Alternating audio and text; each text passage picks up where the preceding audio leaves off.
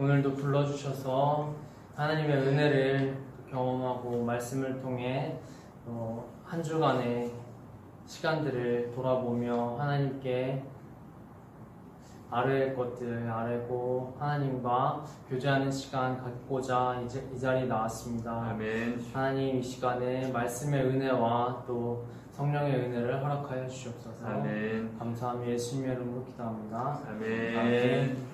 네, 감사합니다. 오늘 본문은 길지 않아서 다 같이 한번 읽어보겠습니다. 1절부터 시작. 아담이 그의 아내 하와와 동침하매 하와가 임신하여 가인을 낳고 이르되 내가 여호와로 말미암아 등남하였다 하니라.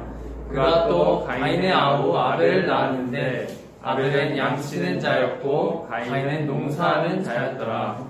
세월이 지난 후에 가인은 땅의 소산으로 제물을 삼아 여호와께 드렸고 아벨은 자기도 양의 첫 새끼와 그 기름으로 드렸더니 여호와께서 아벨과 그의 제물은 받으셨으나 가인과 그의 제물은 받지 아니하신지라. 가인이 몹시 분하여 안색이 변하니 여호와께서 가인에게 이르시되 내가 분하여 하면 어찌 되며 안색이 변하면 어찌 되느냐. 내가 선을 행하면 어찌 낯을 들지 못하겠느냐. 선을 행하지 아니하면 죄가 분에 엎드려 있느니라. 죄가 너를 원하나 너는 죄를 다스릴지니라. 아멘. 네, 방금 전에 저희가 요절 말씀 7절 읽었습니다. 그 말씀의 내용 중에 너는 죄를 다스릴지니라 하신 하나님 말씀이 오늘 말씀의 제목입니다. 네, 여기 계실 모든 분들에게 기도했듯이 하나님의 은혜가 임하는 시간이 되길 소망합니다. 아멘. 오늘 본문에는 두 인물이 나옵니다. 바로 가인과 아벨이라는 인물이죠. 이 둘은 어느 면에서 차이가 있었습니다. 첫째로는 이름의 차이가 있습니다. 가인은 소유, 획득이라는 의미가, 그리고 아벨은 숨, 허무라는 뜻이 있었습니다.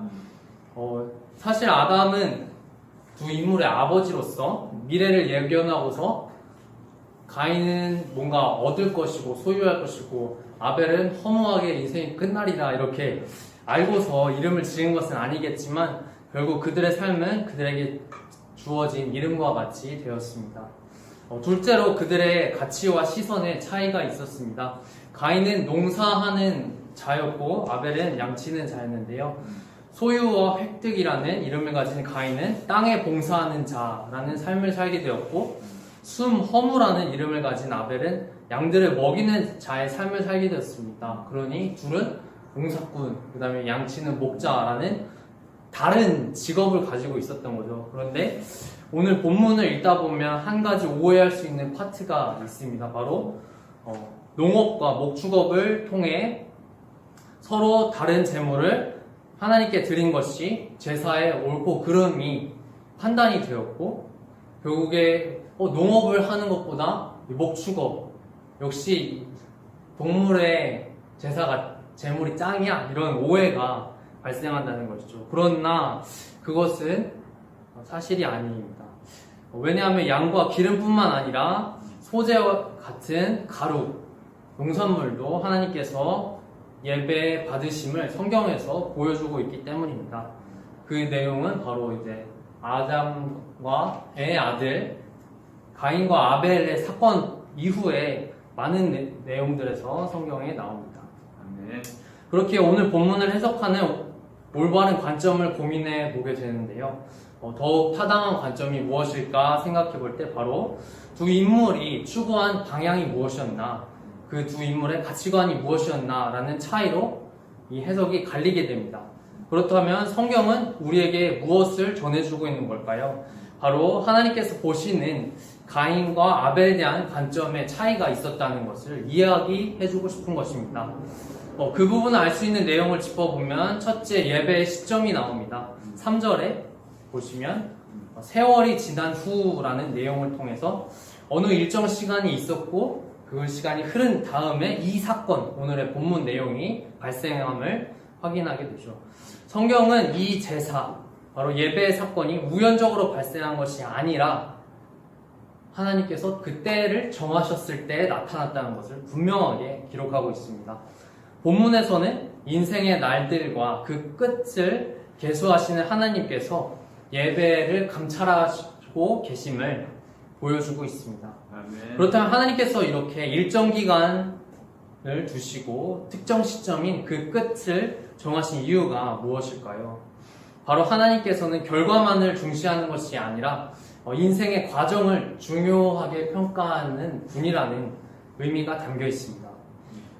예배할 때 예배 누가 보니까 조금 잘 차려입고 잠깐 이렇게 잘 꾸미고 올바른 척하고 예배 드리는 척하고 그리고 하나님 앞에 잘 보이려는 이런 행위가 중요한 것일까요?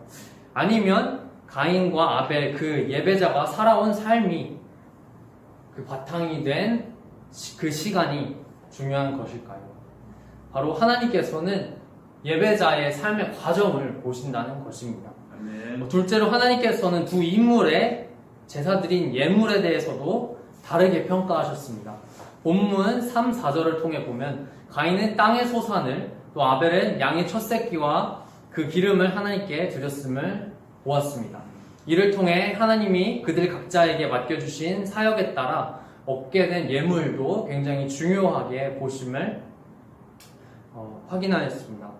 왜냐하면 그 얻게 된 농산물과 또 목축업을 통한 양의 새끼는 바로 그들의 제사 예물에는 그들의 삶이 반영되어 있기 때문입니다.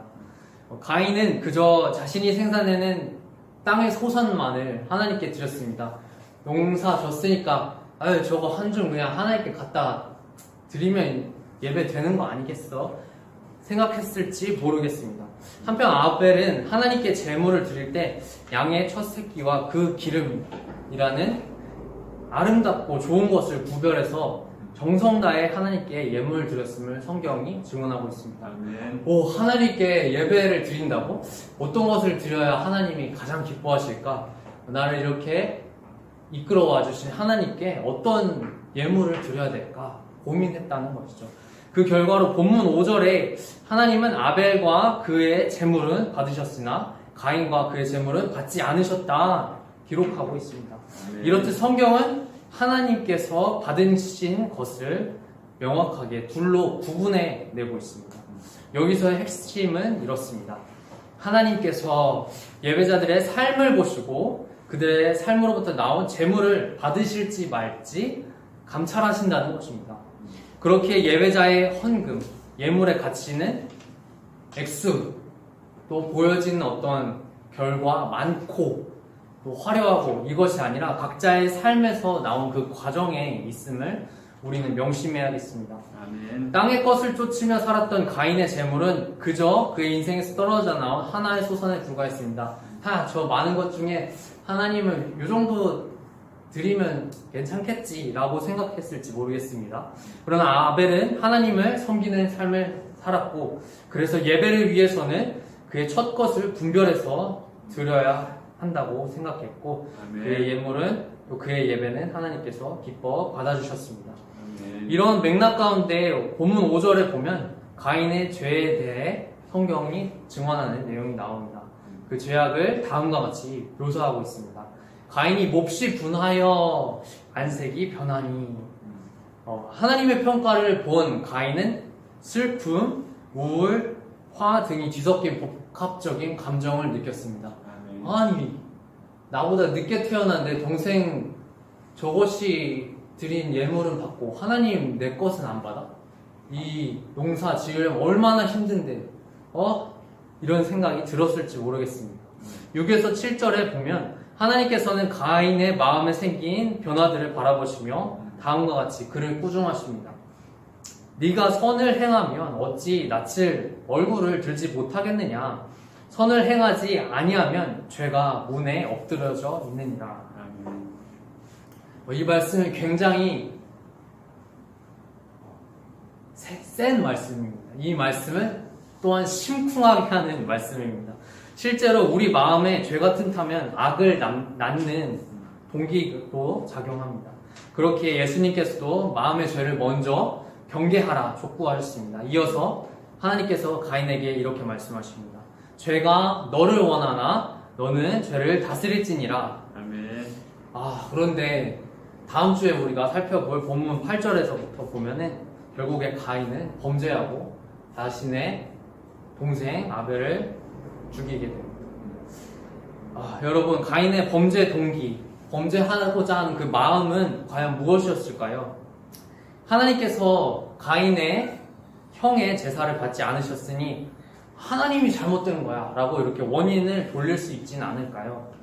그렇지 않습니다.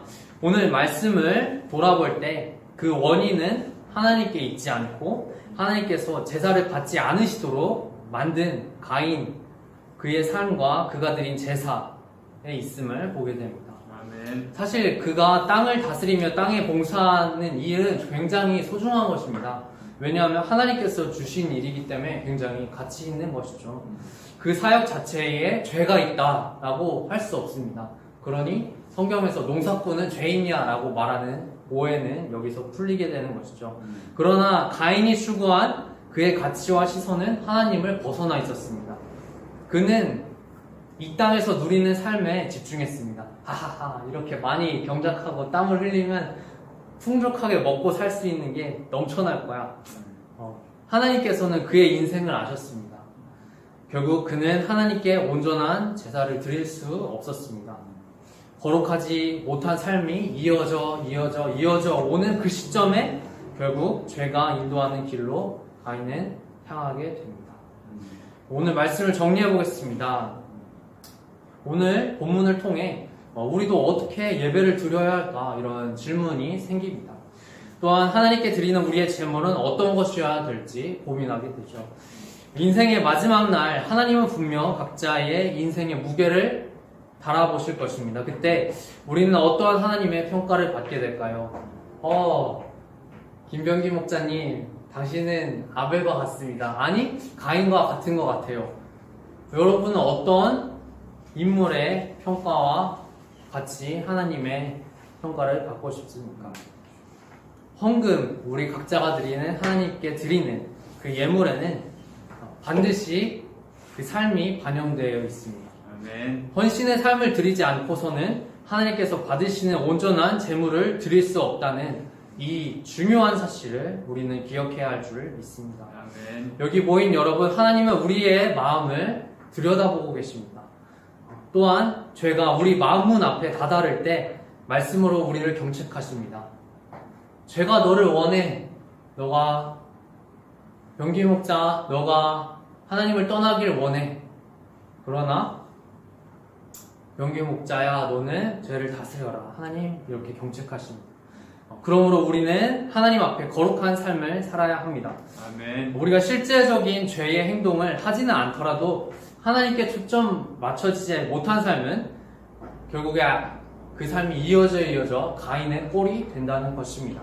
아멘. 선을 행하지 아니하면 죄가 문에 엎드려져 있다라는 하나님의 말씀을 기억하며 우리 평소의 삶이 그냥 예배 시간 그때에 반짝이는 하나님 저 예배 잘 드렸죠? 그러면 한 주 있다가 만나요? 끝? 이게 아니라 우리의 일상생활이 하나님께 드려지도록 부단히 노력해야 된다는 것입니다. 아멘. 우리는 하나님 말씀 앞에 또한 민감하게 반응해야 됩니다. 하나님의 자녀들은 하나님의 말씀, 경책을 받을 때 혼나는 입장에 있습니다. 듣기 싫어. 잔소리. 그런데 그 말씀이 사랑의 말씀임을 기억하며 나의 마음을 살펴 더 큰 악의 나타나지 않도록, 더 큰 악으로 발전하지 않도록 죄가 아닌 하나님 말씀 앞에 바로 서 있는, 말씀 앞에 민감하게 반응하는 하나님의 자녀되길 진심으로 소망합니다. 아멘. 감사합니다. 기도하겠습니다. 하나님, 가인의 예배와 또 아벨의 예배 모두 소중하게 보입니다. 또 우리의 예배도 우리가 볼 때 소중히 하나님께 드려지는 것처럼 보입니다. 그런데 반짝이는 예배가 아니었나 회개하기 원합니다. 하나님이 기뻐 받으시는 예배가 무엇일지 정말 고민해 보고 그렇게 예배를 준비해 나가는 우리의 일상생활이 되길 원합니다. 그래서 예배 때만 반짝 하나님께 인사드리고 하나님을 등지고 사는 삶이 아닌 늘 하나님 말씀을 마주하며 살아가는 우리 삶이 되길 소원하오니 말씀을 통해 우리 마음을 잡아주시고 하나님을 더욱 사랑하게 함께 해주세요. 감사합니다. 예수님의 이름으로 기도합니다.